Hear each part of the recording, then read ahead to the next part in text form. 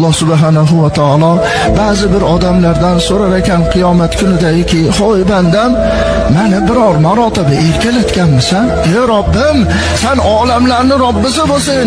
Mulukud dunyo va axiro, dunyo va oxiratning egasi bo'lsin. Qanday san erkalatiladi?"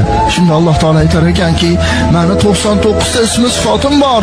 Shu 99 ta ismi sifatimni hech bo'lmasa 10 tasini aytganingda edi, men erkalanardim derkan. Ben erkalanardim. Necha yil umr kechirding? 70 yil, 80 yil umr kechiribman. Shu 70 yil, 80 yil umrning ichida biror marotaba meni 99 ta ismimni aytganmisan? Hech bo'lmasa 10 tasini aytganmisan? 70 yil umr kechiribsan.